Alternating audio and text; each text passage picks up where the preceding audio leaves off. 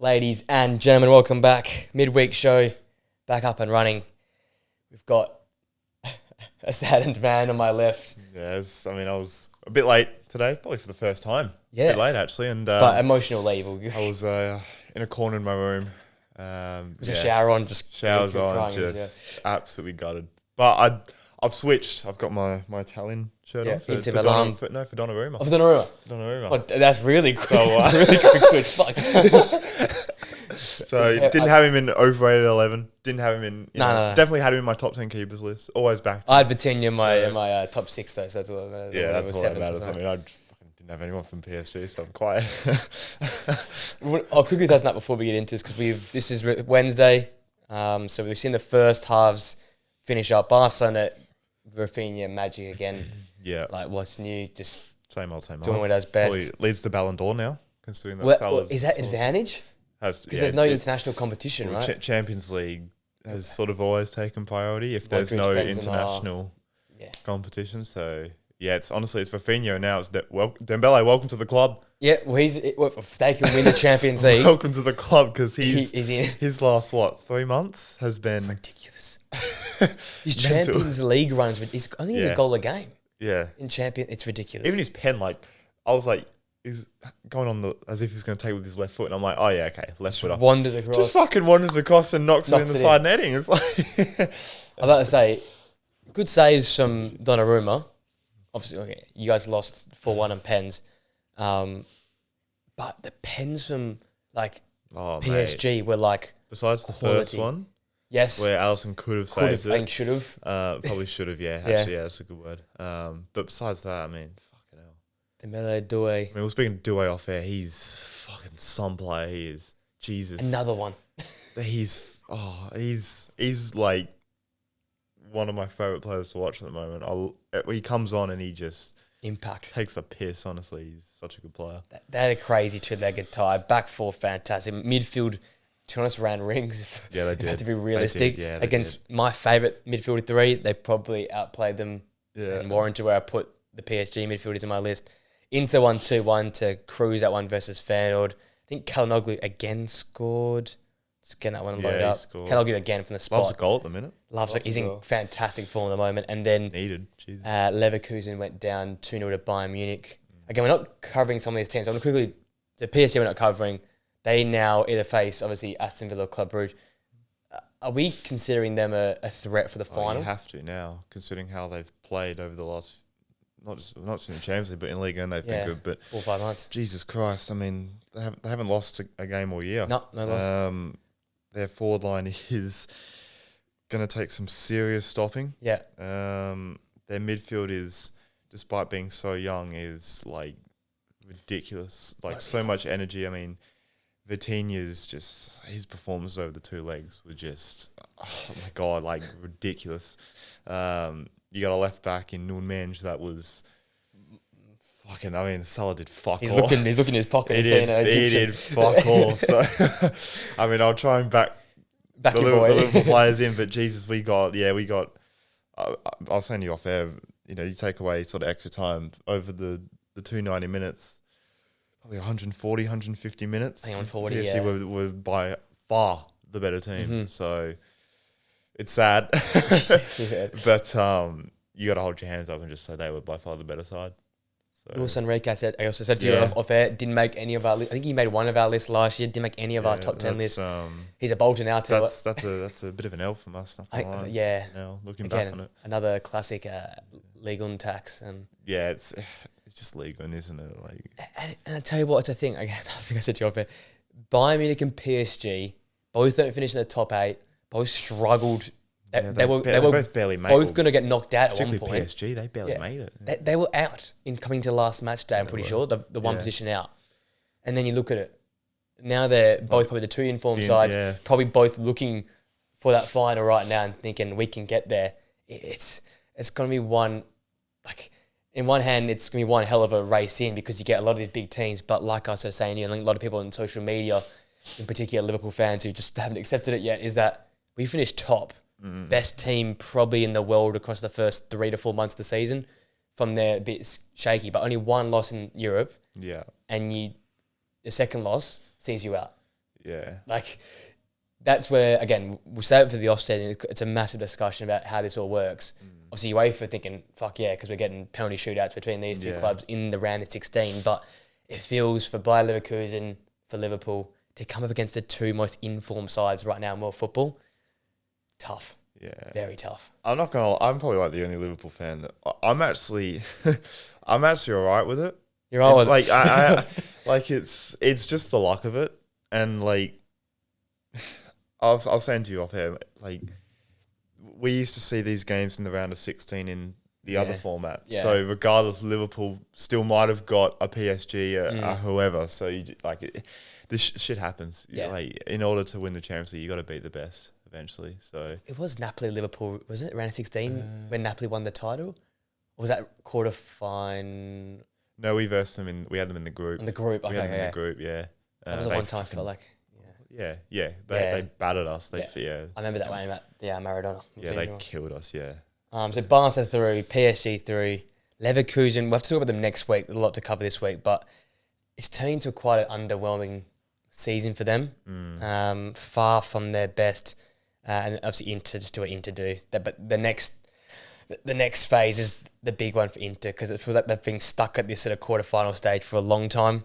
They've got Bayern in a absolutely massive quarterfinal. That's going to be a great game, man. Barcelona get the winner of this team, Lille or Borussia Dortmund. Or you'd have to think fucking. Well, I took Lille in the end.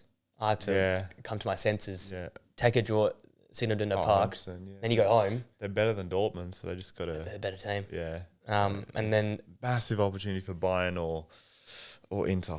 Like, company would be remarkable. I'll have to change my tone on him again. Yeah, as well. I know. Like, if he does this now and beats Inter and Inzaghi, like, it just add more respect for this Inter side that they deserve it, but they've actually got to go and start to a big boy. They've got to beat a big boy. So you see three of them probably drop, because Barcelona's they'll probably win that tie. Yeah. And then you get a semi-final between Bayern, Inter, Barcelona.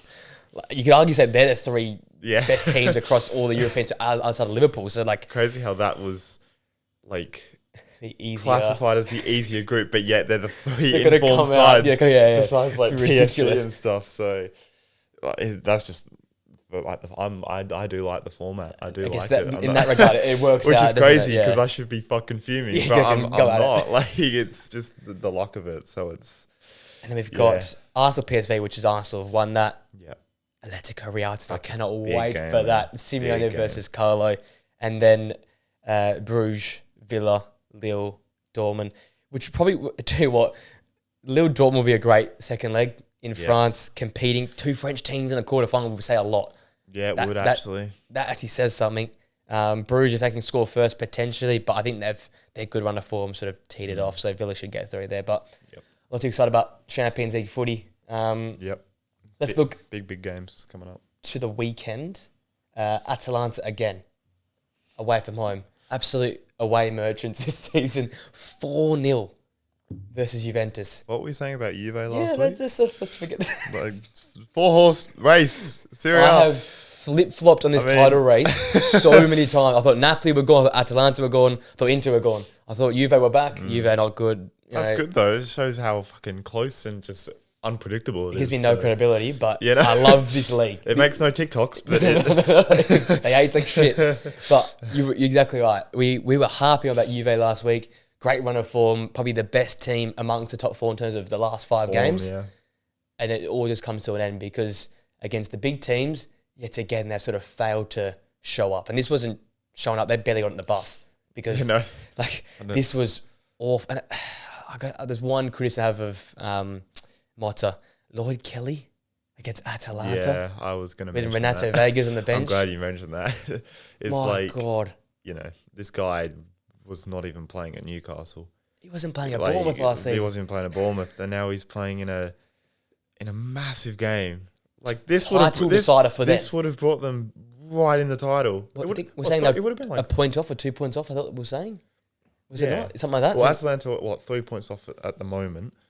So they would have been what fucking. I thought you were 4 maybe off then. 5 off or something. We're around the place at least. But I mean, the confidence for that group would have been ridiculous. But it's just a reality check, isn't it? To where just the club in general is. They still have a lot of work to do, and not a it's a very rare thing to say. He got it wrong big time. You're cooked. This is a massive error. Yeah. Playing Lloyd Kelly. I don't know what the thinking was behind that, but Atalanta were good. Jesus Christ, they've just battered them. I mean, it says a lot about sort of them at the moment when they had the whole Lookman thing, and they're still just Lookman gate. Yeah, absolutely killing it still. So. Well, they're right, and their goal difference is good. So they score goals and they keep a lot of clean sheets. Yeah. I mean, the Zappacosta goal, fucking Kolasinac. Sorry, going back to like his team of the season card from just Schalke days. What the fuck was he doing? He was fucking messy, mate, with the back heel assist. The back heel. I thought it was MSN up top for the way they were moving that ball around. I was like, Arsenal. Yeah, you bought 6 left backs and you let the best one go. The best one playing. Not what you were saying. Oh, that was a great goal. And I'm glad you touched on that with the whole like Lookman game, penalty gate. They get a penalty in an important time of the game, half hour mark. Who steps up? Retegui. And the commentators were saying he's only scored like 4 penalties in like this long. I'm like, oh God. Like, this is a lot of pressure. Panic stations. Yeah. Lookman missed one about a month ago and look what happened then. Retegui, your man at the moment. I was fully expecting a Panenka. I was like, if he Panenkas this... I was expecting him to like absolutely like smack the thing and just go flying off the crossbar. So I thought it was going to happen. I was like, everybody just calmly put it away, got them on the right foot. They deserved that lead as well because Juve had not really laid a glove on them. De Roon, my man, 2-0. But that goal summarised the game. Deflected shot falls out to him, but no one's on him. Yeah, like you're allowing De Roon to run into the box unmarked. Midfield, like where were they? I don't even know. The whole Juve team, where the fuck were they, to be honest? Even like Gatti, I love, but where was the energy? Where was the passion? Where was I couldn't name you one player that played well. I mean, it's mental. Have they just run out of steam? But they got knocked out of Champions League early. They really shouldn't.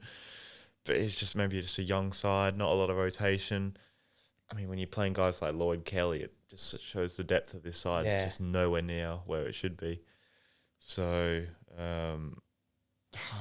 they've got to find money to put into this squad because it is seriously needed. And Vlahovic at the end. Oh my God! I know he slipped, but that's just a hell. That doesn't sum up his season and the Juve's game. That was a perfect example. There goes 10 million off his. Yep. we might get it now. We might get him for free at the moment. Yeah. Jesus, that was a blunder. But I tell you what, if it wasn't for Di Gregorio, he made some where big the saves. fuck would they be in this game? He made some massive... A lot of question marks over him the last few weeks. I think he's turned up at the right time. It for the next season. So. Mm-hmm. Well, he was Serie A goalkeeper for the season 2 seasons ago last year for a reason, right? Yeah. And you saw that reflex save, deflection saves, wet game as well. It's very hard for keepers. But he's probably the one player that showed up for them. We talked about Lookman scoring the 4th. That crazy 1-2 with Kolasinac and Zappacosta for the 3rd. That's mad, isn't it? But that's Atalanta football, though, isn't it? Oh, yeah. Just the freedom of going 1-2, 1-2, bang. It's not even like Juve was shit during that goal. That was fucking good football. No one's laying a glove on that. Yeah, no. I don't care how good you are. Napoli defensively, you're not going to stop that. Yeah, that was insane. So fair play Atalanta. They've had like I think probably 2 dips this season. At the start of the season, they had one. Yeah. And like a couple of weeks ago with the Bruges result and the Lookman thing. I still feel like they're still not quite out of this dip. Like they're still at home drawing games you think they should win. So like I'd say across the last month and a half, from the end of the Champions League to the play-in game to the knockout and to now, I haven't seen them put together 6 consecutive games. But I look at the stat, they're 12 unbeaten away from home in Syria, 4 consecutive wins away from home. They've won, I think, out of their last 5 games away, they've won games 5-0, 5-0 and 4-0. That's like 3 points off the top. Good goal. Now they become the best team in terms of form amongst the contenders. Yeah. They've taken that reins off, Juventus. It's like... and Gasparini's like the man, isn't he? Yeah, he's the Simeone of... Yeah. Like, he's just that underdog, that fucking... He loves that his position to be in. That you just hate going up against, but love to just watch as a neutral and love to play for. So, I mean, I don't know if we'll get onto Inter and Napoli, but Inter against Monza looked fucking dodgy for 55, 60 minutes. Yeah, and injuries as well. And Napoli are just scraping wins. It's nothing. It's not great. It's not like the start of the year where they were just winning 3-0, 2-0 comfortably. Cruising them, Defensively looking solid. Now it's a lot more just grinding out results, which is Conte, but still, there's always the feeling of Venezia. They're going to drop points here. Like a 1-1 away. Como, they're going to drop points here. So it's all three teams have their slip ups in them. Like it's so hard to call, honestly. If you're Atalanta, you want to play the rest of your 10 games away.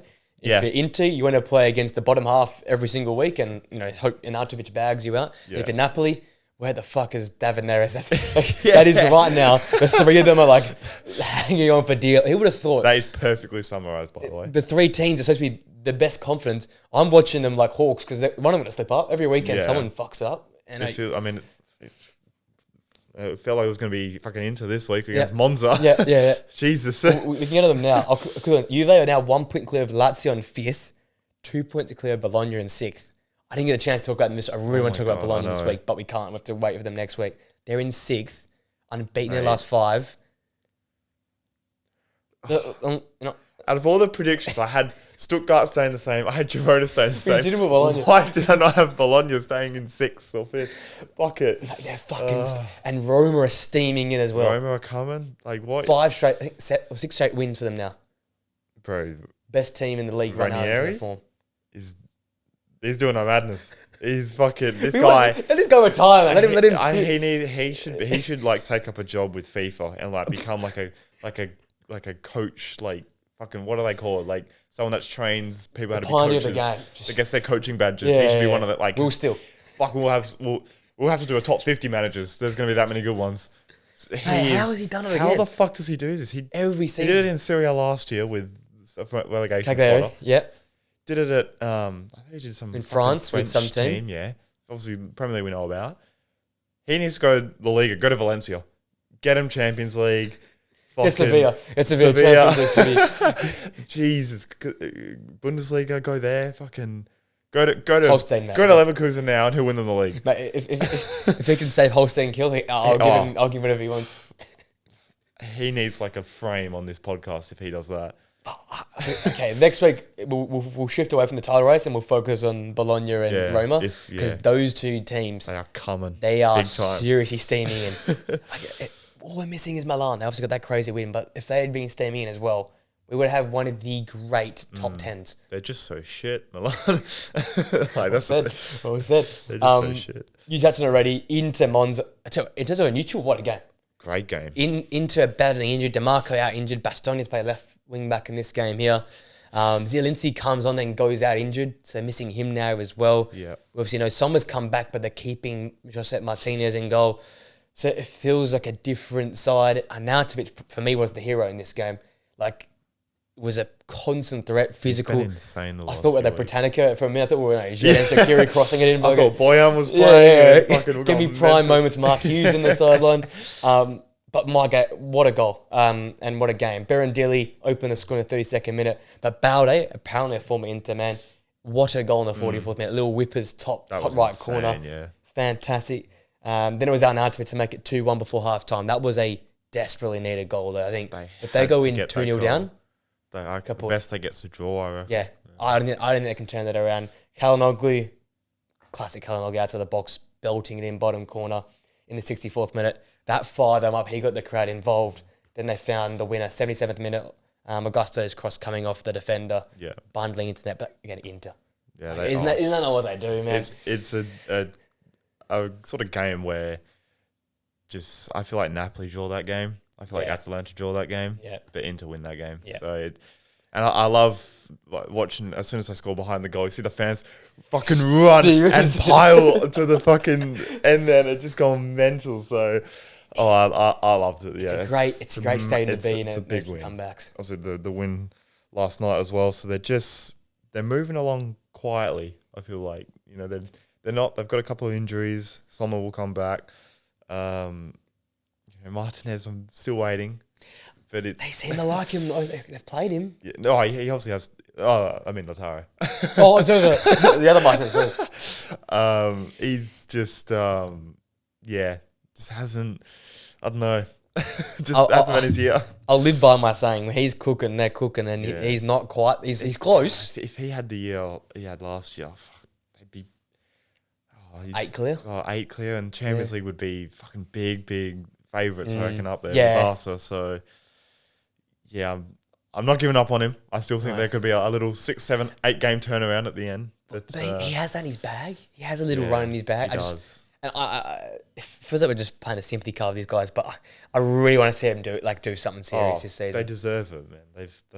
They play such good football. Great manager, great players. It just, I keep saying it, the 10 years. No one talks about them as well. That's the thing. No one talks about the best before that, the due by dates, it's getting closer and closer. And I just don't want us as football fans to waste this team because I think it's so close to expiring. Yeah, it feels like they just don't spend money. Yeah, Kalinoglu, Mkhitaryan, Barella ain't getting. He's still young, but he's not getting younger. Yeah, same with Sommer, Bastoni, Serbi, will be wanted by big clubs. So.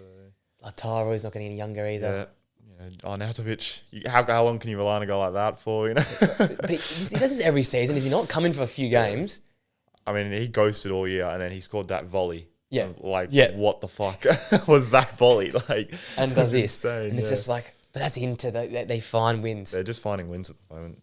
They're not even looking all that defensively. They're conceding quite a decent amount. Well, counter-attacks, they were massive in this game for Monza. And fair play, Monza might go down, but with the return of the manager and their recent run of games, they've lost last 3, but they've been in all those games. They've been in them, yeah. So they're a long way back. But if they'd won that game, I think that was 6 points away from safety. Now I think it's all the way back into 8 or whatever, 9. Yeah. And it just feels like, okay, maybe he's a little bit too far. They're going to have to be our Maria watch. We'll get it, next year. We'll have to keep an eye on them. But they hopefully won't bottle the fucking first place in the league. Well, we'll check on them after about 25 games. They'll be top, and then they'll be 10th in 3 match weeks. So sacking manager. I haven't even checked where Maria. I can't be bothered. They're gone. I reckon they're gone. Give up on them. They're fucking useless, honestly. Inter 1 point clear on top, 4 consecutive home wins. They're back on track, it feels like. Yep. Napoli, so got back on track. They needed this win. They were 5 games winless. Tough game, that one. I actually watched this one live. Loved having this one on. I tell you what, Napoli played well. De Gea was a hero in this game. 9 saves in the end. Got the 9.2 server score rating. I think everyone saw that one.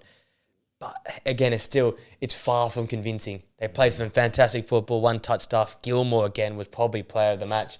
McTominay, dangerous. Lukaku gets a desperately needed goal. Talk about Martinez. Yeah, he needed this goal. He needed a goal like that as well. Literal tap in. Literal just tapped the ball in. Raspadori was huge in this game. Had so many chances he couldn't score. Finally, scored in the 60th minute. Goodmanson made it interesting, scoring just after that. But in the end, Napoli held on. It could have scored, made it a 4-1, 3-1 game. But it sort of summarises where they are right now, 2-1. But a win's a win. Doing enough. Keep in touch with Inter. That is literally their goal right now. Just keep within a game. And you never know. Inter might drop one. I think they have Atalanta on the weekend, I think, if I'm not mistaken. Oh, my God. I'm pretty sure. There's a big game Atalanta have on the weekend. I'm going to have to check. Yeah, we've got to check that because depending on when that is, hopefully it doesn't... collide with a certain cup final. Yeah. You might have to have both on if it... Am I lying here? If it happens. Am I lying? Yeah, it is Atalanta, Inter. It is when the cup final's on, or just after the cup final. That's perfect. See, hopefully the Reds win, and then watch a fucking beauty. That's at Atalanta. Be drunk and that is a huge game. And Atalanta. And Napoli have Venezia. It's destined. It is destined that Venezia win 2-1. It is destined. And then Atalanta beats Inter 2-1, and then we've got a fucking 3-horse equal points. Next week, this is pre-recorded. Napoli fucking, they're out, they're gone, and then fucking 2 weeks later, they're back in it. They're back again, because Inter dropped points as well. Oh, it's a huge week for Napoli. Well, I've got a Super Sunday. This is, I guess, the news for everyone. I've got a Super Sunday going on a Sunday. We're watching the Chelsea-Arsenal game with some of my mates who are Chelsea fans. And then going straight into the cup final. Shit. Could just keep going and just go straight into it. Keep going? And just don't ever sleep ever again. For Atalanta, Inter. They literally back to back to back. So potentially, if I'm really feeling it. Do Napoli have anyone? Oh, they have Bologna the week after it. Or 6th of April, they have them. I think that's their next game after. They have Milan as well. it is gonna be one hell of a little run. There's still some. I think They got Milan, yeah, and then Bologna. and then after that, fuck it. I was about to ask if they've had their tough run because they had Inter, they had so Fiorentina. They're in it. Inter have one more week, I think, of the tough stuff. It is so Napoli to lose to Venezia and then beat Milan and Bologna. Oh, 100%. Because Inter then have... Oh, there's just too many games. Inter then after have Udinese, who have been dangerous. Yep. And then after that, they have... Yeah, so Cagliari. So they must have had the easy run in. I know they've got Bologna. That's the thing. You say... and then have Roma at home. Oh, no, oh my God. It's definitely over. Even the league is... Atalanta, I'm sure, will have tough games. Obviously, they've got Inter this week coming up. Atalanta because they've got Inter, then mate, they've got Fiorentina. what a fucking run-in we've got. I'm sorry, Serie A. None of your other clubs didn't cover it, feels like. I'm sorry to the other leagues. Yeah, fuck the other leagues. yeah. Who cares? Fuck 'em off, We're Serie A's. We're like, bro, we got everything going on at the moment in Serie A. We got title. We got Roma and Bologna are coming. Steaming in. Fucking Milan Juve have shut the bed. Fucking take your pick. Lazio over there. Like, Jesus. Mate, what a league. What a league. It's been a hell of a season. It's carried all leagues. This is better than the Bundesliga last year. Yeah, because Bundesliga fell off this season. Premier League's felt dead. Yeah. La Liga's top three, simmering, but it's only top three. Yeah. And I feel like we think Barcelona might do that in the end. So, yeah. I can't I'm going to keep flip-flopping until probably that final match day. And then we'll finally make a decision. We'll have to do a live stream for that last match day. I feel like. Oh, yeah. Triple screen. If it's like... all three clubs if are it on. comes down... whatever, like... whatever league it's the tightest. Like, yeah. Hopefully there's like two of them also. Imagine all... Are they all... They're not all played in the same, like Premier League, Liga. So they're not all played on the same weekend, are they? I hope not. They might be, actually. Yeah, I think, fucking hell. Well, fuck the Prem. I don't really give a shit. You know, regardless, we will have to be here. We will have to be here, so. Well, from that excitement, do you want to give a crack at our top 10 central attacking midfielders? Fuck. Now, I want to preface this. I think I've really forgotten a lot of players here. I feel like I'm so Prem heavy. Yeah, so am I. And going into, I was like, fuck, it's going to be hard. But I think it's difficult to order them. Yeah. I've gone very Prem heavy as well. So. I'm 1, 2, 3, 4, 5, 6. I have 6 Prem players. I've got 6 as well. And then obviously the big boys. I think the non-league other league players are the big boys. Themselves. Yeah. So I think we'll essentially have the same list. It depends which, like, besides maybe the 10 and 9s and stuff. Yeah. This could be good. This could be the closest one yet. I'm going really rogue with this list. I'm sorry, people. I've fucked something up. I've definitely forgotten someone because this guy went at 10. I feel like I have as well. But we'll see how we go. We'll give it a crack. So number 10, I have Dani Olmo. Okay. Now the reason why he's not higher is just because he actually hasn't. I mean, ineligibility. He's also had injuries as well, so he hasn't actually played a whole lot of footy. But I mean, his Euros was ridiculous. It got him that move in the first place to Barca. Not gonna lie, at Leipzig, I didn't see this player. Mm-hmm. Like I didn't know he was like this good. I thought he was just a decent to very good attacking midfielder, but he's unbelievable. And every time he plays for Barca, he just has an impact. He always scores or assists or does some ridiculous through ball to Yamal. So yeah, he's insane. He's next level. All right, here's the plot twist. I've gotten Justin Kluivert as number 10. Holy fuck. Attacking midfielders. He's had a fucking good season. I looked at some of the attacking midfielders and I'm like, they've all been very, very good. I've watched a lot of Kluivert. A lot. Every game of Kluivert this season. I've been super impressed. And this is not form. And I can't quantify every other player I saw around those places. There's a few in the underrated 11 that could have got in, Mainz players in particular, that were really, really good this season. Obviously, Xavi Simons has another season. He drops out for me. Yeah, same. This time last year, that was Xavi Simons' spot, the bolter. Yeah. I'm going to stick it on Kluivert. I think he's had a fantastic year. He's carried that Bournemouth front line when they've had no striker the last few weeks. I'm going to go him. I'm going to whack him in there. It's bold. I do like that. I can't quantify everyone else that's sort of in and around it. I can quantify Kluivert. I've seen that guy play 90 minutes every week. He's like on the verge of my left. I think I've got him on my left wingers. He's like on the verge. I don't know. I don't know if he's top 10. He might be 10. But I do like the shout. He's been very, very good this season. My 9 is Matheus Cunha. Agree. Smack bang as well.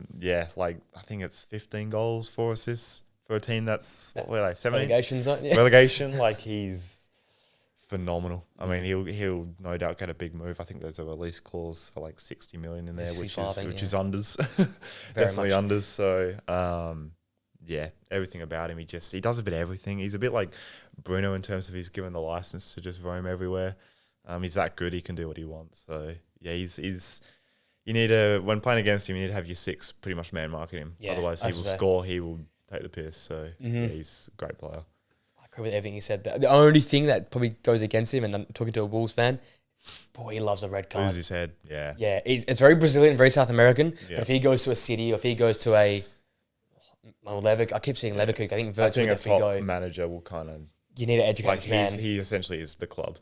Well, he runs Wolves. He overrules the manager. Yeah. He decides everything. He told them to give him a contract and include that release clause so he can probably get out. But then the club still gets money for him. So he was being nice, but at the same time, he owned that contract. He owns Wolves. So yeah, I totally agree with you. He's number 9. My 8 is Phil Foden. Okay, yeah. Last season, he's definitely top 5 in this. Yeah, I think he was top 5 for both of us, yeah.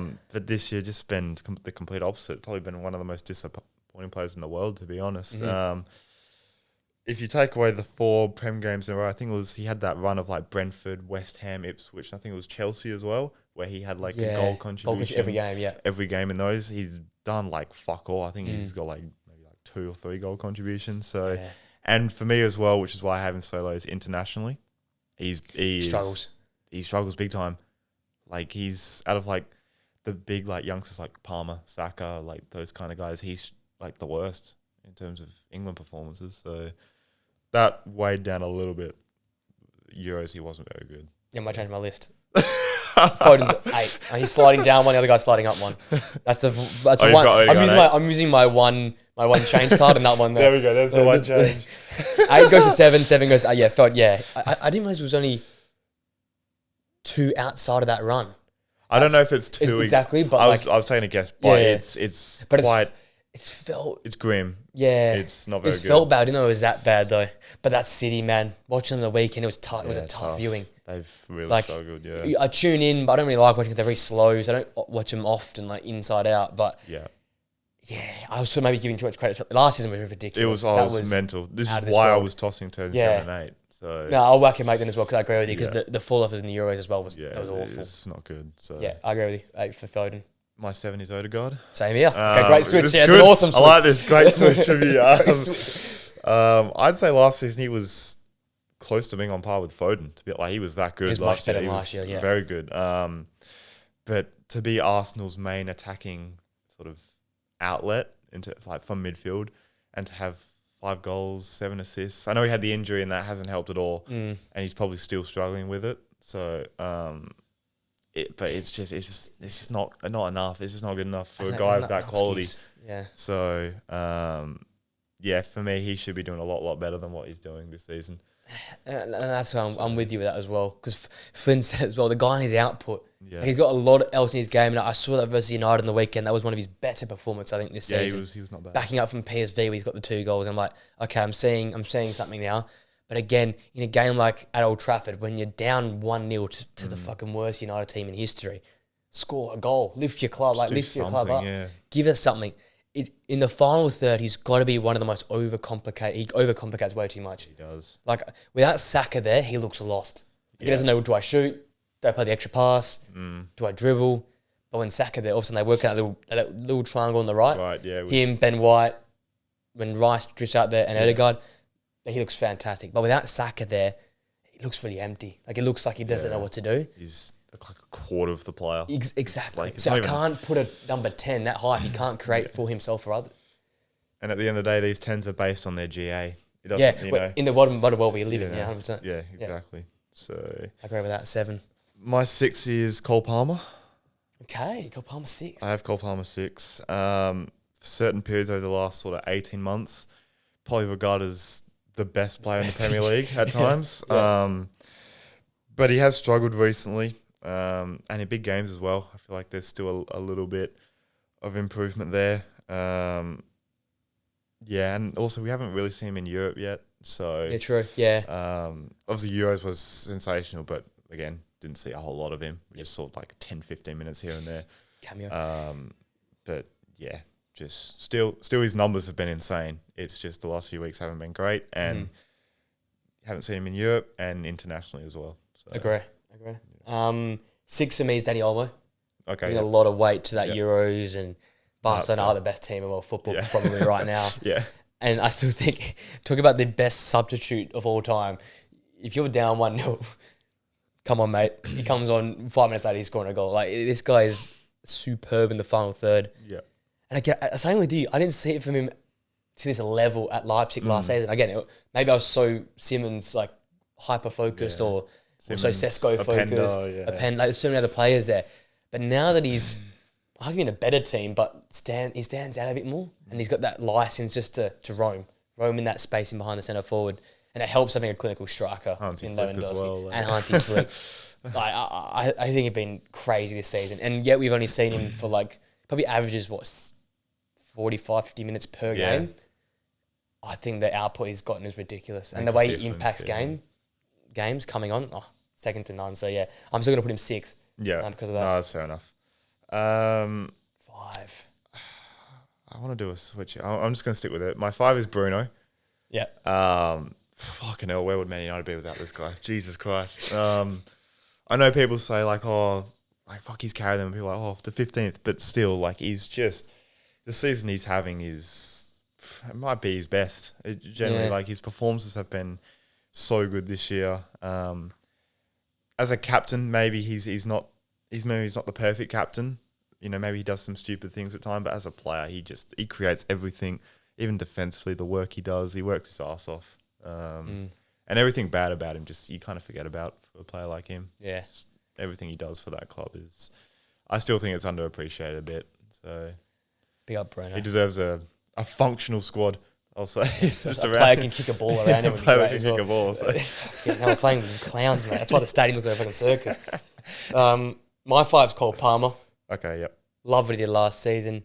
Again, I think I had him above. No, I didn't have him above. I think I had him above Foden. So it stays in that order.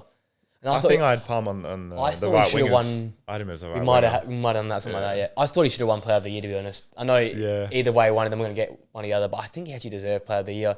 He didn't win the title, but he carried Chelsea like last season. Without him there, again, we forget Enzo was rubbish last season. There was no Caicedo like we saw this season. All rubbish. Reece James wasn't there like he was this season. Yeah. In the end, Jackson was actually okay, but this season he's fallen off. That side depends so much on this young guy who, again, made that big move across from City to Chelsea. That's a tick in his book for me. To take that club by the scruff of the neck and lift it from, he's doing a similar Bruno job, but just with a little bit more capability around him, basically. And yes, they're going through a rough run, but they're still in the Champions League spots. Yeah. Like, it's pretty ridiculous what he does, and his output, like you said, in a game in the modern world where we're judged by goal and assists, he ticks that box deluxe. So 100%. He's 5 for me. Yep. My 4 is KDB. Do you not have him here? I don't know. I don't have him here. He based on this season, he probably isn't in, but I just can't have a list without probably the greatest Premier League midfielder not in it. He is going to be the greatest at the end of it. I mean, this is purely just based on fucking history of football heritage of Kevin De Bruyne. He probably shouldn't be in, but I just had to put him in. I still think fully fit on his day, it's Kevin De Bruyne. Yeah. I just can't not have him in. Bro's to cut his hair. If he cuts his hair again, I know. He's long hair shit. I'm not having it. Go back to the little Wolfsburg days and open his bags again. Yeah, this long hair shit. Get rid of it. It's not Kevin De Bruyne. I do not have KDB in. Yeah, I have fair enough. Bruno at 4. Yep. For me, he just fires me up, man. There's not many players at my club. I've missed someone. I think we're the same top 3, don't we not? I think so, but 2 Germans. Yeah. 2 Germans and an Englishman. Yeah. Okay. No, I thought I missed someone. I just don't have KDB. Panic stations. I got Clivert in over KDB. Yeah. Bruno, honestly, like, I've been frustrated for a few times. First time ever this season, just red card stuff. But like outside of this season, I don't think I've ever been angry with him. Yeah. And I think logical United fans have ever been angry with him. We know what he does on the pitch. Yeah. Like going to the games and seeing the way he runs around the park, Remember that 2 years ago when he filling in right back versus Brighton. This year against Newcastle, he's playing centre back for us, like just sitting in and helping out. He covers every blade of grass. He's like never really unavailable, always there.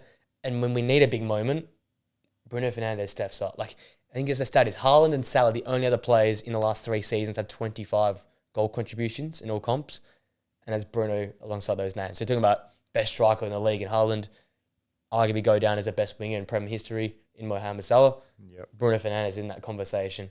You know, he came in the league, was it KDB or him? You know, a lot of debates about that, but we've never really just focused on what Bruno does. Yeah. And that is everything. Defend, got it.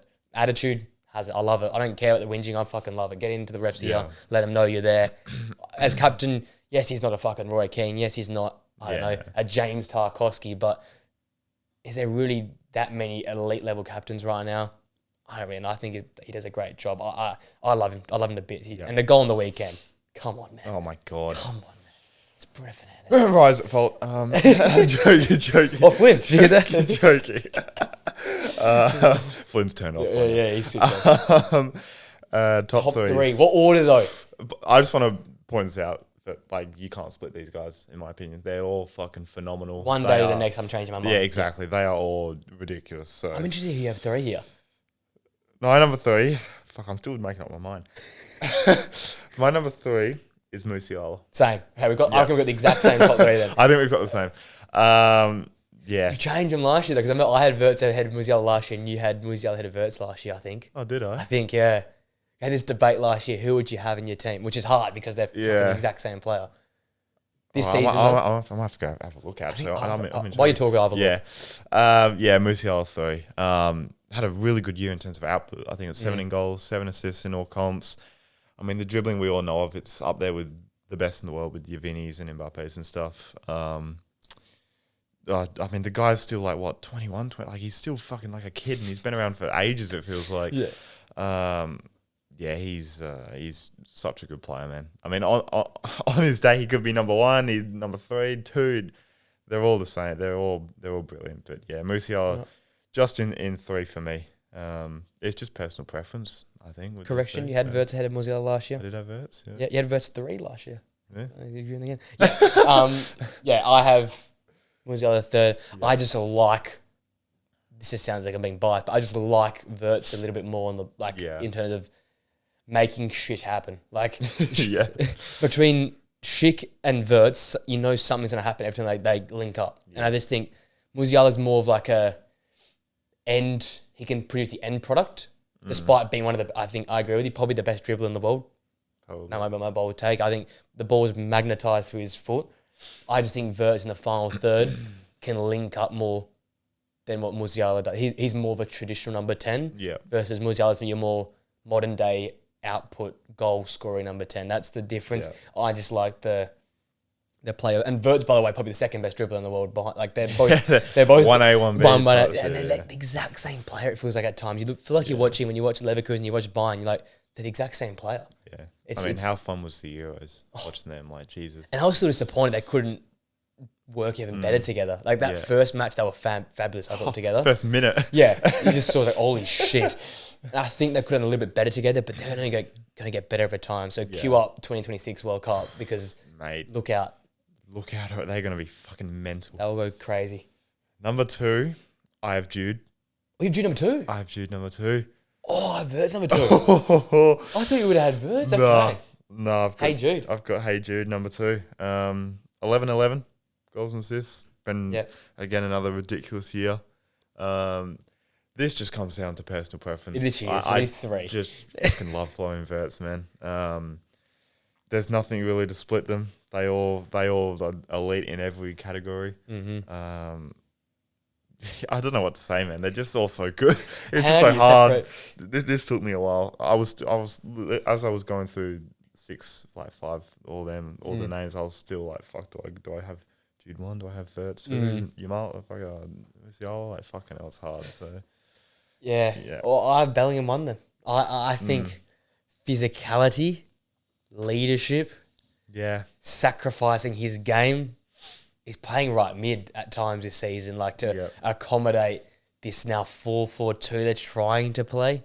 trying is the key word. I don't know if it's going to end this way. And I don't often do this, but I look back to last season, man. Like, he's playing number 9. Yeah.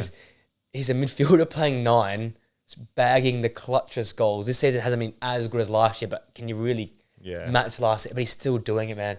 And when he misses, holy shit, you can tell the difference in Real. Like, it feels like I love Brahim, but it's just there's this void that's missing. Like, he takes plays, he wins duels, and I feel like he's never actually been fit at Real. He's always constantly this, knees taped, shoulders taped.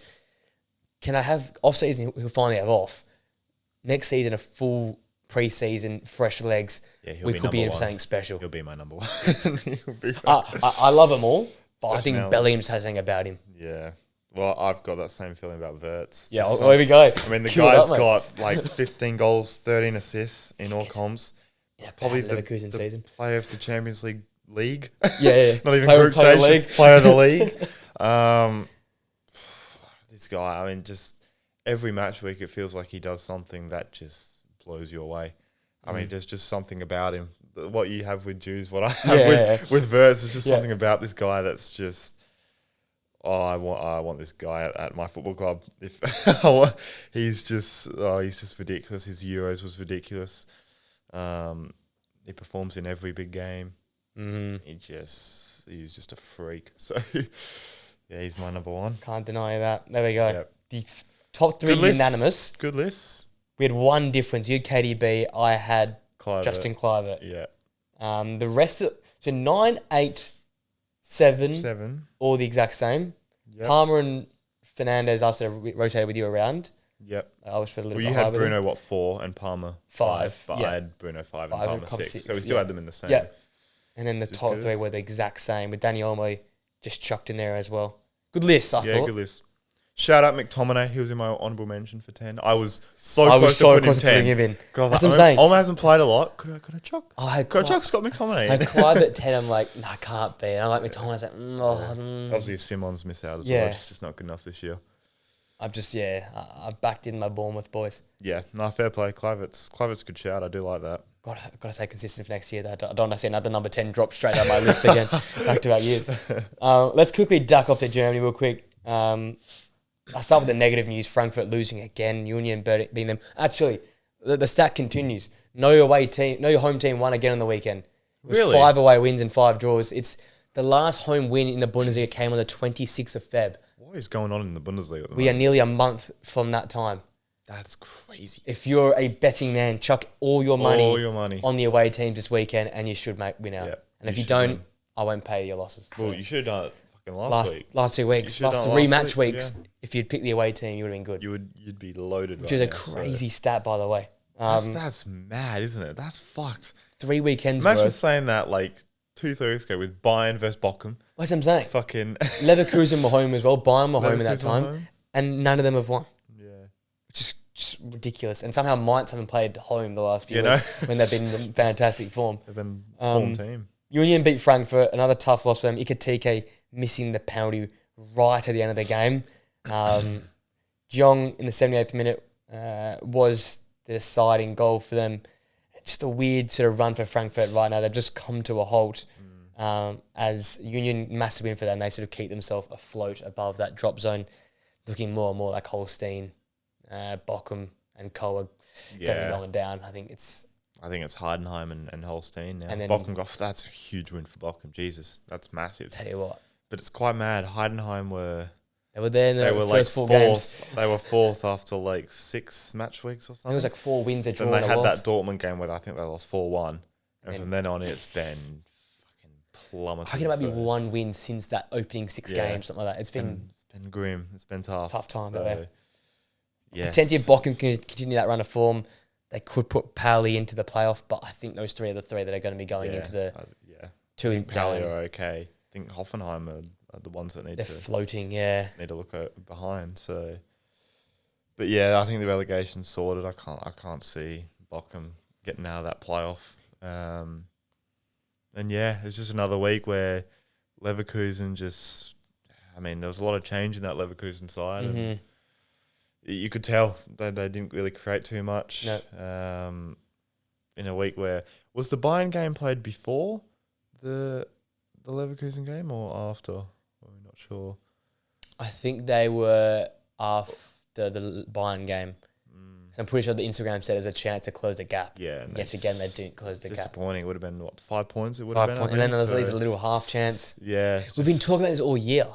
That little chance to capitalise, make it 5 points, all of a sudden the nerves go into Bayern. Yeah. But every time that feels like Bayern have slipped up, drawn, lost. Leverkusen the same, or worse. And it's just like, that's just been their year. Yeah. I just didn't think they've been that great this season. I thought it was after because they had a couple of shots which would parried for corners and the fans behind the goal were like, fucking come on, like, lift. Please. Yeah, yeah.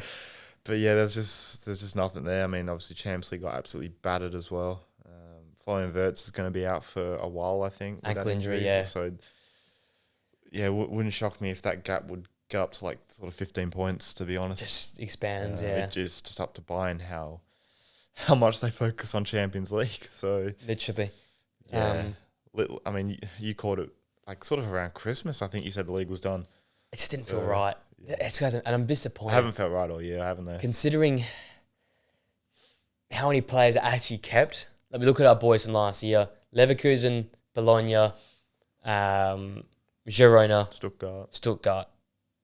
And yes, a lot of them have fallen off quite poorly, but Leverkusen were the one team that kept the core and added some. We agreed. Yep. They added some role players. We gave them like an A in the transfer because they didn't lose anyone. Well, they didn't lose anyone. That was their job, not to lose anyone. Added depth. Boniface hasn't been the player. Schick's been the guy to go to. He had a great start as well, Boniface. Yeah, and they just got phased out. Yeah. And they've gone to this 4-4. I hate this 4-4-2. I think the Saudi league thing got to Boniface. You reckon it's been... I think his head's sort of been turned. Him, Tar. Yeah, Tar. Fucking hell, he's been awful. I don't think he even goes in there now. I don't reckon buy him. Why would Bayern buy him? Surely they can get better than him. Yeah, I think he's gone terrible. from a top 10 to probably a top 50. I had him 10, and I'm embarrassed to say that. I had him 10th last year. Tapsoba's been probably the one player defensive that's probably kept up the level. Hincape's... It feels like going forward. He's playing out of position. He's playing left back. Yeah. He's a left side of centre. And this is the thing. I don't know. This 4-4-2. No, got to go. Got to go. Robert Andrich has to play. Where we'll get to underrated. Where the fuck is this guy? Why has he not been playing consistent 90 minutes with Velocian playing a lot. Palacios played a shit ton this year. He's been alright, but again, I think he's a complement player. Yeah, bang on. He's a cup player. He's a Champions League player. You would need to play him in like a midfield 3 to complement. Exactly. He's a Roma. Yeah. He's which would work perfectly, but they play a 3-5, or they should be playing a 3-5-2 with Wirtz as that free roamer. That free roamer. Now, that's what Garcia should be doing, the Wirtz role, which he can do. I mean, his free kick on the weekend was ridiculous. Top tier. What is Alonso doing with these knuckleball free kicks, by the way, with Grimaldo and what are they doing at training? That's all they're doing. They're they're not defending. They're just fucking whacking free kicks in. Mental. They've got the talent. They're just not. It's just not clicked this year. Yeah. So. Do you reckon a few of them leave? I think it's a reset. Even though Alonso will probably stay. I think Alonso ends up staying because Ancelotti stays. Yeah. I mean, just how much for Wirtz? Who's going to pay? I think Man City have got him. I think it's a lock. Which is a sad day for football. For Premier League. Great. He'll fucking get 30 goals, 30 Mate, you tell me you got Florian Wirtz, Erling Haaland, Omar Marmoush and Savinho. Yeah, I think it's wraps. Nico Gonzalez and Rodri in midfield. With Kusanov. Kusanov was fucking unbelievable on the weekend. Tell you what, he's one to watch next year. Yeah. Everyone slayed him for that first game. Poor bloke was barely learned English. Yeah, he just landed in the country. Once he learns English, fucking hell. Give it up. Pep's going to have this guy he'll have him inverted playing DM in no time with Rodri and Gonzalez as a 3. Nico Gonzalez alongside Rodri next season might be the best midfielder in the world. I imagine Phil Foden will come back better with a bit of a break. I'm not even including Phil Foden in my starting 11. I'm benching. He probably doesn't make it. Wirtz, Marmoush on the left forward, Savinho right wing, like right on the flank, Haaland up top, Gonzalez and Rodri with Kusanov and Diaz. Get a new goalkeeper. Get a new right back. And Vardiol left back. Win everything again. And you probably don't lose a single game ever again. Fuck my life. And Pep can start drinking soda instead of water. He can relax. Yeah, he can actually chill. He can get back with his miso. And, Mate, that might be the greatest cut. If they win the league treble and he gets his wife, Misso back. Pep Guardiola, top 10 4D respect chess. Bro, that would be the respect He moment. will go above Alex Ferguson just for getting the misses back. He might do that just because of the greatest return of all time. Oh, that would go down the history books, that. But The right documentary, fucking... Yeah. Honestly. City or Nothing. I'm trying to think of a good title for it, but I just can't. What is this podcast turned into? What are we doing? It's that time of the year, man. It's the centre of chaos. Yeah, we haven't even got to the off-season yet. Go to the off-season. We just get some road we're talking about fucking the most random shit. We don't have no international football as well, so it's going to be fucking... What the fuck are we going to talk about? Fucking Raya versus Speech Michael. Raya's positioning on the goal 4 months ago. Yes. I want to talk about Mainz again. They won again. Into third place, 2 clear of Frankfurt. So they're now the third place team, not equal on points, anything like that. 4 straight wins in this game. Another classic example of counter-attacking football. 43% of the possession, 1.5 XG, but they end up winning that game 3-1. And Miri, who I absolutely love watching play, Nabel and Core on the score sheet. And their keeper gave a 3-1 away to Gladbach in this one here. So there was probably a 3-0 game. Yep. Another away game. They just dominate. Another classic case of counter-attacking football done to a T. Probably the third best team if we stay there, it looks like. Yeah, it looks like they're going to stay there now that Frankfurt have sort of hit their dip, which we thought would happen after Marmouche left. I just can't believe how good they've been. They're unstoppable. They're ridiculous at the moment. They're going to have a bunch of home games, surely. You're going to play them at some point this season. They're going to have a bunch of home games to finish off. So, I mean, how far are they behind Leverkusen? There's a couple between them and the 9 points. With Wirtz out, and they're looking unstoppable. They play home versus Freiburg. Could this be a Stuttgart Bayern last year They where finish in second. they finish in second? You know what? I wouldn't mind it. It wouldn't shock me because they are just... They're living up to my expectation of surprising. Finally, I've got one. Out of all the predictions, a lot of stinkers. That's got to be the best one for sure. That's I'm happy with that. Great pick. They've got a classic versus Freiburg next weekend, Saturday 10:30. Sure, that's at home. At home. Yeah. Battle of third versus fifth, probably the 2 informed teams in the league. How far are Freiburg behind? Freiburg only a couple points. They're on 41, Mainz in 44, so it's a massive game. Big game. 6-pointer. Yeah, and Freiburg in fifth, 1 point off Frankfurt in fourth. So we could get Freiburg and Mainz in the top 4. Jurgen Klopp will be a very happy man seeing Mainz back there.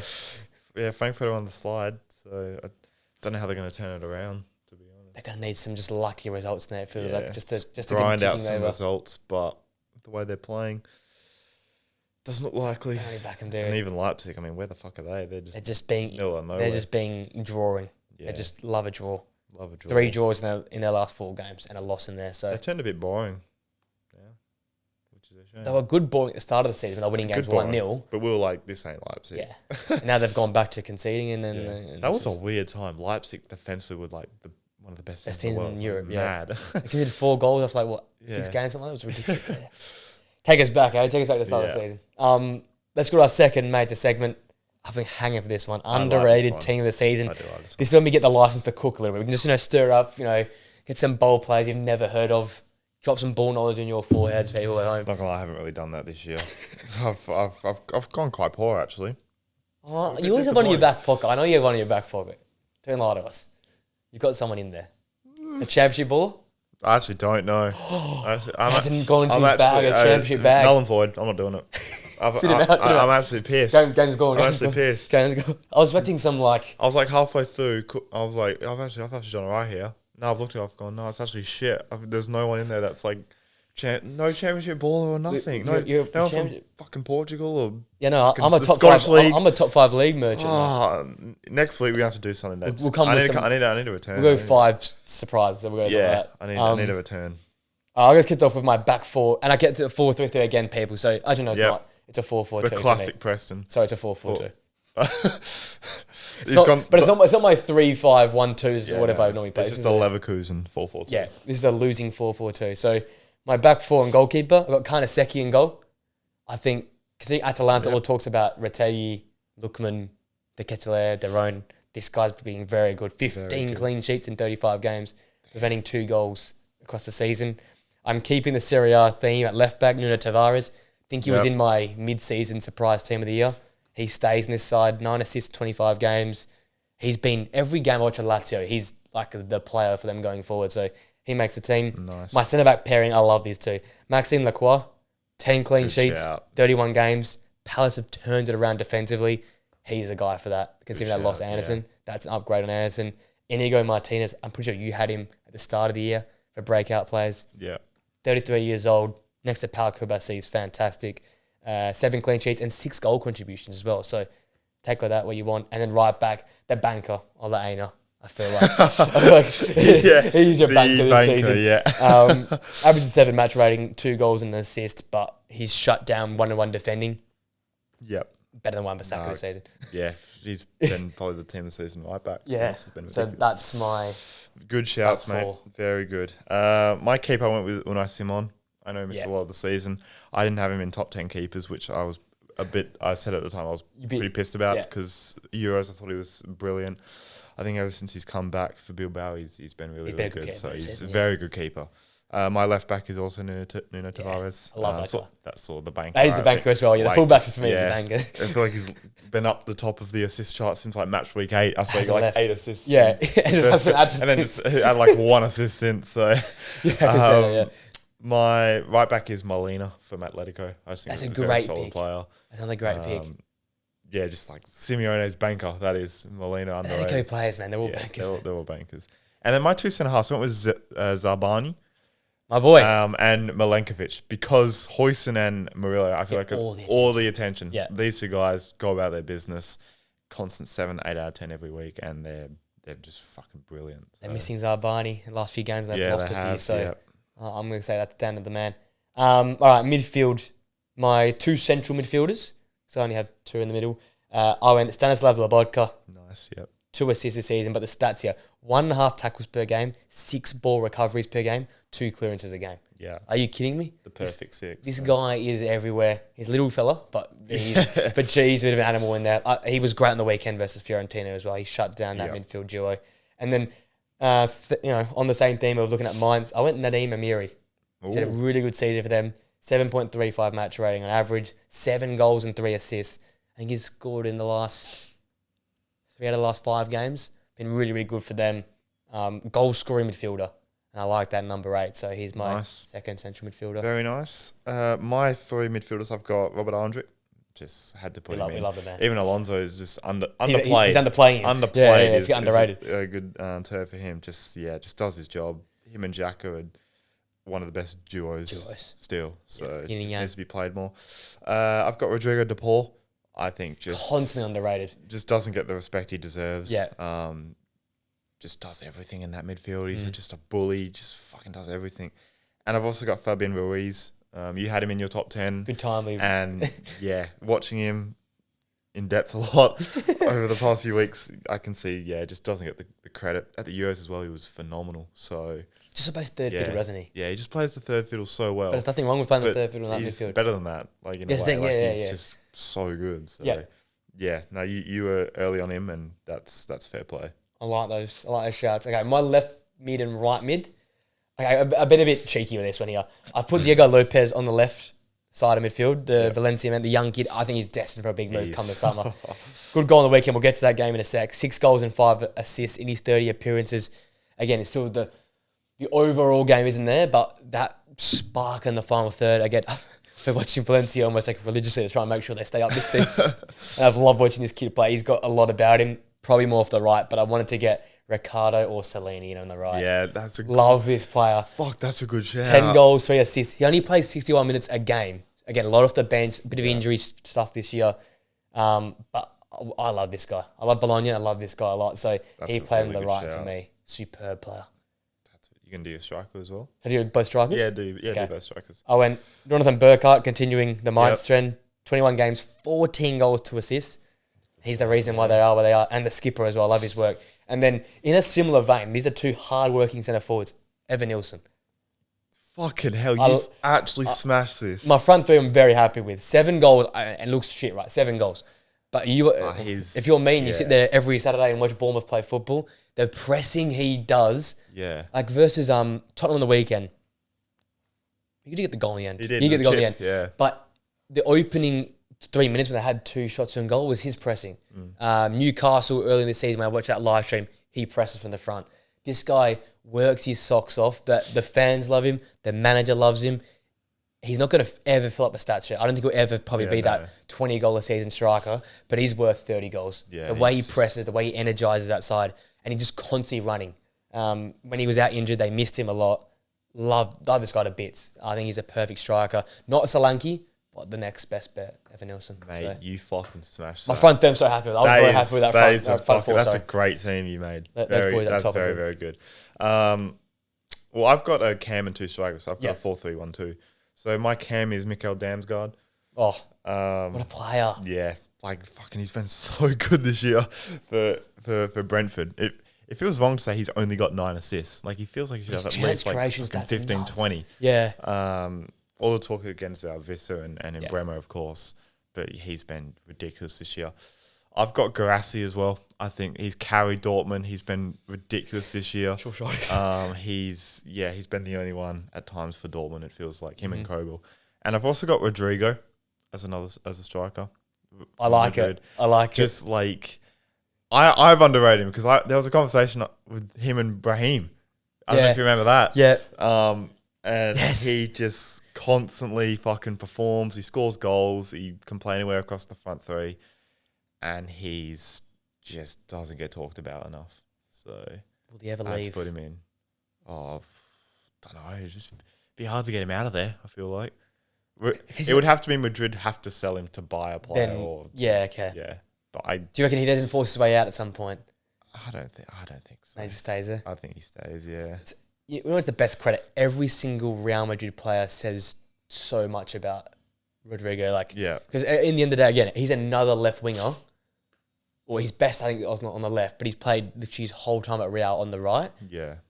And I think that in terms of like the player is sacrificing his game for Vinny, for Mbappe. What could have been if he played on the left for like a Liverpool or like an Arsenal? But I think he could tear the league apart. He'd kill it, man. Jesus. Individual brilliance. He's remarkable. There we go. You fucking smashed that. I think the defenses were just sort of like, okay, but I'm very happy with my front four. Your front 4 is, that's fucking love that. I'm down for a bit of Evan Nilsson shout. I would love that shout. That's so the Bournemouth fan club is constantly on display. I'll never not back the boys. Wherever Iriola goes, I go. I'm the Iriola stand, man. Speaking of Iriola, we've got to Spain to finish up today. Atletico first. In what the most Atletico game, we said this is going to happen at least twice in the season. The first half, nothing happened. I shit you not. Literally nothing. Nothing happened. Nothing. Nothing of note. Even the highlights, I'm pretty sure I watched the long highlights and the short highlights. They went straight to the second half. Nothing happened in the first half. Skip to the second half. Sorloth comes off the bench for Julian Alvarez, had a really off game. Yeah. There was a foul, I think, on Leno. In the end, was it a foul? Yeah. I remember the keeper. I don't know what they called. I just don't think that was even anything. A penalty was given. No, that's what we're going to see. Sorloth steps up. Great penalty, converts that. They go 1-0 up in 75th minute. I thought, okay. Classic Atletico. 1-0, get the fuck out of it. Go home. Focus on Champions League. But no, Atletico out-Atletico'd themselves and made this game a fucking bombastic finish. Correa comes off the bench, then high foots a player. What an idiot. There was no need, man. No need. Why? It's like classic Argentinian. He just has to do something to make someone. Have to put your foot in. Get sent off 88th minute, straight red card. He goes off from the resulting free kick. Long ball into the area. Drops to Aaron Barry. Yeah. He's had quite a season himself. It was close to putting him in the under-8 team. Strikes that ball on the second attack. He missed his first kick. And then swung again at it, and it landed past Oblak. Good dummy, because Oblak went to the ground. Oblak went, and then he just went again, and it was an easy goal. So 1-1 in the 88th minute. I thought, big finish here. Massive finish. Who's going to win it? I feel like someone's going to win it. Getafe are the team to win it. Aaron Barry again, 92nd minute. Rico's shot, was it going in? I don't really know, but no chance. Aaron Barry just tapped his foot out and it just flew past Oblak. Yeah. Scenes when that gets confirmed by VAR. 2-1 win for them. But you know what? In the end, they probably deserved it. Yeah. Atletico had 4 shots in this game, including the penalty. Had 4 shots. That's their most ever, isn't it? It's a record for them. Club record. Jesus. 61% possession, 0.97 XG, despite having a penalty. So I guess they deserved it then. Getafe, massive win for them for the relegation battle. Yeah. 7 points clear of the drop. They skyrocketed to like 14th for that win. So huge for their season. Atletico only 2 wins in their last 5 games. I don't want to rule them out, but it's just Atletico, isn't it? It's just fucking Atletico, man. Oh, it's just they'll go and beat Real tonight in the Champions League and qualify the quarterfinals. They probably will. That's just. I don't know who they are. I don't know what this team is. I don't know how to describe them. I don't know. It's just such a mixed bag of emotions all the time. Emotions. Great word for emotions. I mean, they're 1-0 up. It's comfortable for them. Yeah. It's just a perfect Atletico Madrid game, and then Correa does something stupid. Free kick comes in, and I think it's Lamar who just lets his man go into the box. And then, from then on, it looked like Getafe were in the ascendancy. Yeah. And, as you said, they probably deserved it in the end. On the balance of the That's game. a big blow. The game was dead for, 70 minutes? Literally nothing. Yeah, basically. Even the penalty Atletico got, I think that was it? I don't even know. I still don't know what it was for. Like they've got it written down online as a foul on Lenormand. That is from the keeper. Was it from the keeper? I thought he saved it. Well, he got his thigh. His thigh got to touch the ball, and the commentator's like, "Oh, maybe handball." And I'm like, "Mate, it's come from this far away to his arm. It can't be handball." Yeah, that was. And the ref just. That was bizarre. Which is I didn't understand. The Liga refs. Getafe got what they deserved in the end. Yeah, in the end, they deserved the 3 points, so they got that. It's just Atletico. It's just who they are. Chance to go top. There's just no consistency with this side. They can't string a couple of results together. They always have to have a stupid draw or a loss like this. So I think it was against. I might be wrong, but Alaves. I think they had the same where they dominated and then lost. Like 1-0 away from home. It's a lot of them in the season. They just have these results. So, it's same old. What can we it's say? Atletico. They could have been top. With Barcelona didn't play on the week, and they could have come into this week top. Their game got postponed. And coaches, I think, something like that. But they'll have to play a catch-up game amongst the Champions League schedule. That could be interesting. Yeah, but balance that. They'll win overnight against Real Madrid and. Yeah, it does so. I hate seeing Real Madrid get bounced, but it would just be so. It wouldn't. It'd be so Atletico to win this. Win 2-0, and have 3 shots and win 2-0. I think, or 1-0 in regulation, then in stoppage time of extra time, some ball just hits Galan on the back and just rolls in, and it's just they're going to be up for it at the Metropolitano. That'll be bouncing that stadium. That atmosphere is going to be nuts tonight. Yeah. Can't wait for that. Okay, final 2. Last one from Spain. Valencia get the win. They're out of the bottom 3. Told you. Never in doubt. Never in doubt. Mamadas really wants to give the win, though, with the way he just rolled the ball. Oh, my God. Don't get me started on him. He's coming to Liverpool next season. He's the only reason why I've kept an eye on him, and I'm like, brother, Yaros, our third choice keeper, might be better than this fucking guy. Yeah. I mean, I know he's good at the Euros, but my God. Well, you just said have the ball, has he been fucking shit this year? Been awful. When they played their backup keeper, they looked better. Yeah, I think so. And he was out. I'm like, we spent 35 million on this guy. Is Send him back. Is there any danger Valencia want to keep him for that? They do not want to keep this man right now. He's doing his best to keep him down. We'll give you the 35 mil. Yeah, we'll pay you 35. Take it. Yeah. Just fucking keep him. Because my God, he's looked dodgy this year. And if he comes in, if Alisson leaves and we're stuck with him, I am going to be shitting bricks. Every shot, every game. Welcome to my world. Pre-season games will have me on edge with this. Oh my God, hot shots, mate. It's valid. Fucking hell. It's Valladolid. It's Valladolid. Gave Valladolid a chance. He wants them relegated. Yeah, there must be something in that contract. Yeah. If you get Valencia relegated, you get a fucking mansion when you come to. We give you 20 million extra. Yeah. Fucking hell. I don't know what the fuck that was about. That means Latasa made it 1-1 after Diego Lopez found the opening goal. After missing legit every single chance, Sadiq finally found the back net to score the winner. Barranquella's ball in, taken down, a little touch around the defender and scoring on the hour mark. Good finish from the big centre forward after missing fucking every other chance before that.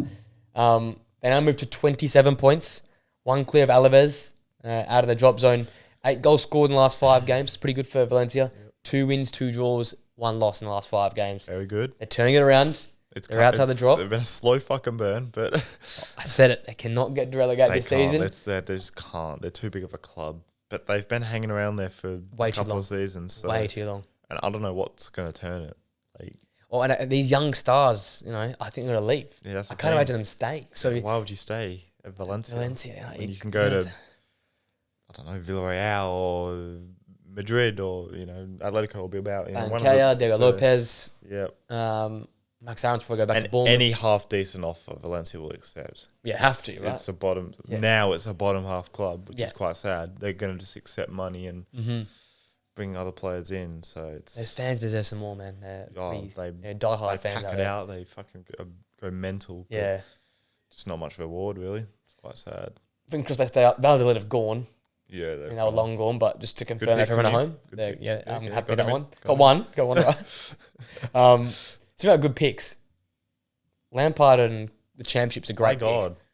Bro's he's the Scott Parker of the Championship. He's actually insane in the Championship. And what a game we'll bless you on the weekend. 3-2 win versus Stoke. Torp double around the half-hour mark. Gave Coventry a 2-0 lead going to half-time. Thought that could be it.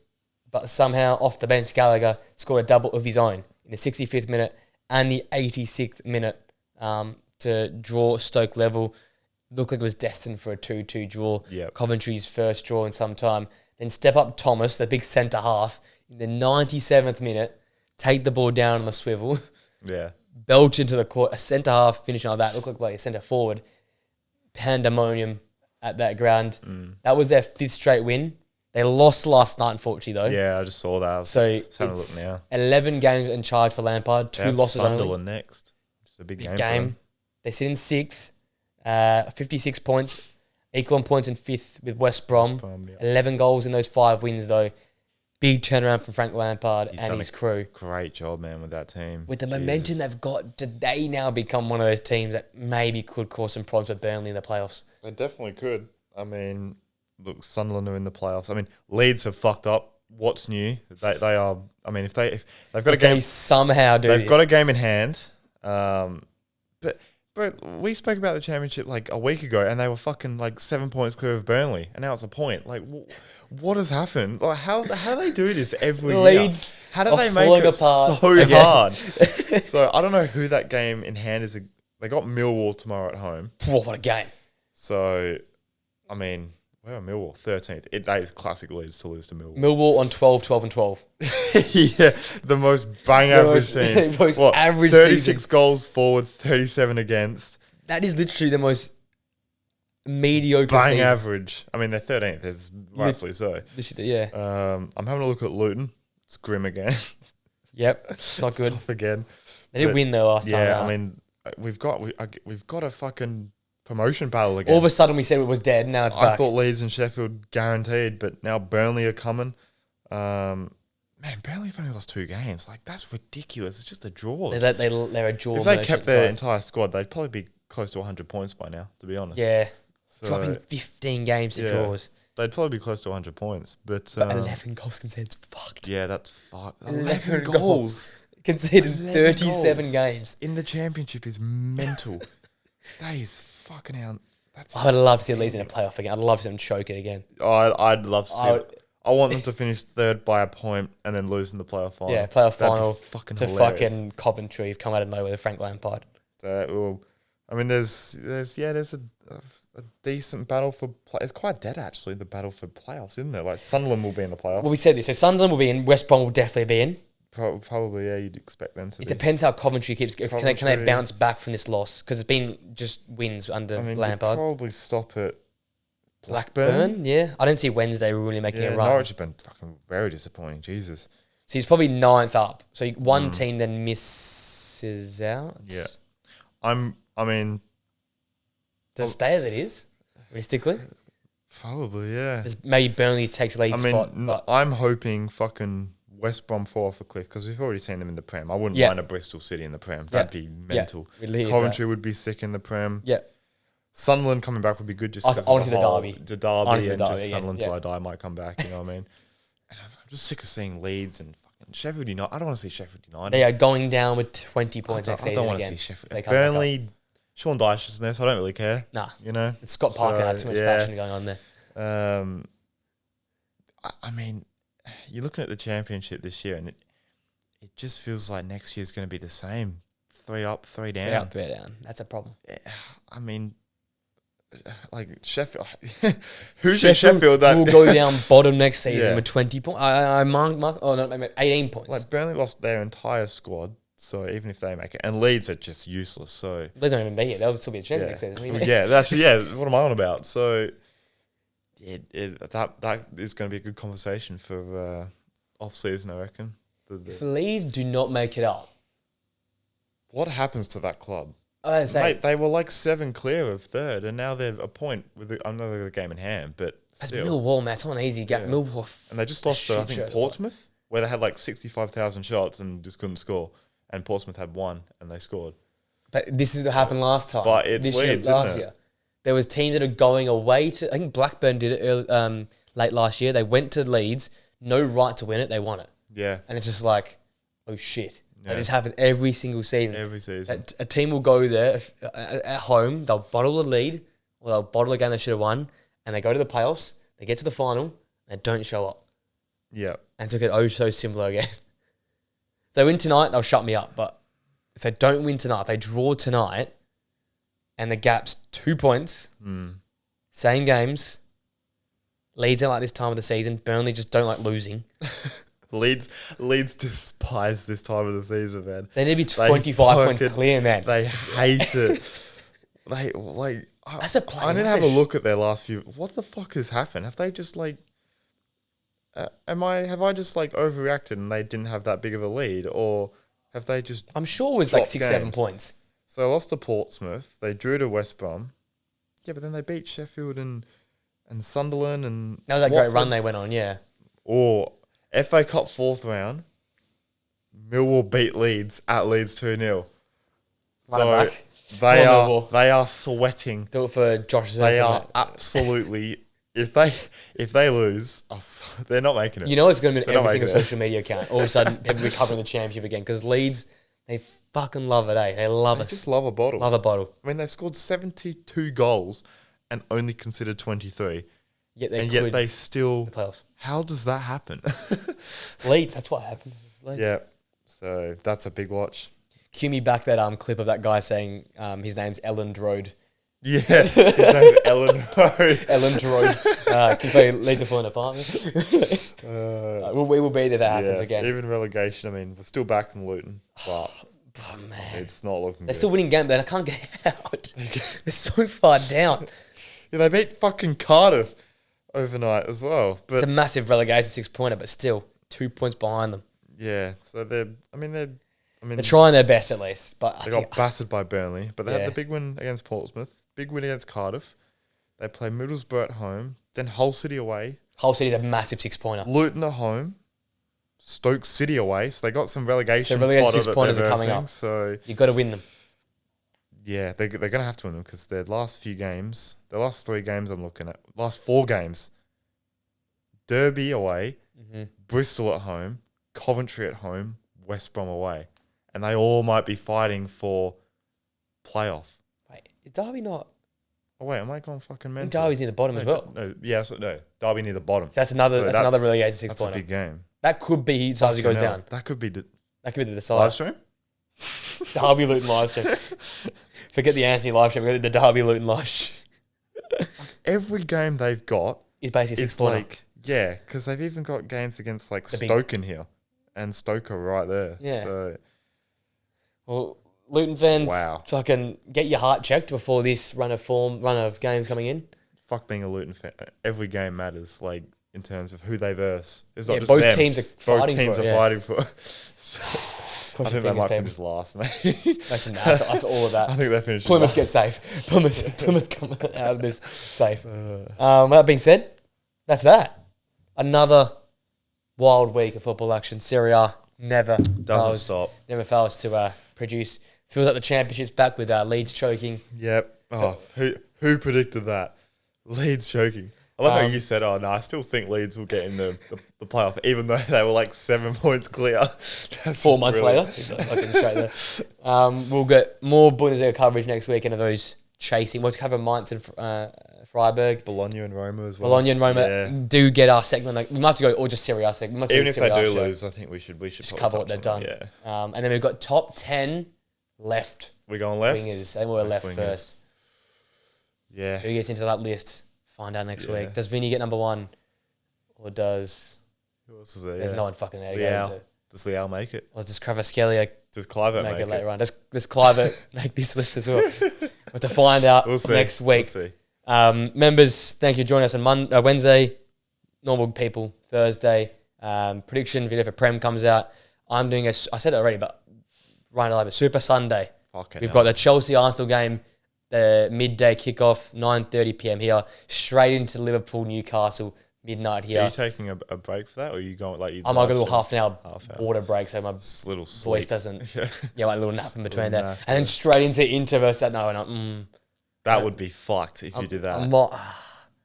You'd have to have like a little fridge in here of like fucking Red energy Bulls. drinks. Yeah. Actually, I might get coffee that time in the morning. Coffee, yeah. I'm like an espresso watching Italian football. Yeah. Espresso for Inter, Atalanta. But join us for Super Sunday. It's going to be a hell of a day here on the channel. We'll see you next week for that recap of all the Champions League fixtures. We'll review the Carabao Cup final. Well, we'll see. It depends. Nathan might not be here next week. I might be on hiatus. So we'll have to wait and see. But thanks for joining us, guys. 5 stars, Apple Podcasts and Spotify. Like, comment, subscribe on YouTube. And we'll see you guys same time, same place next week. See you later.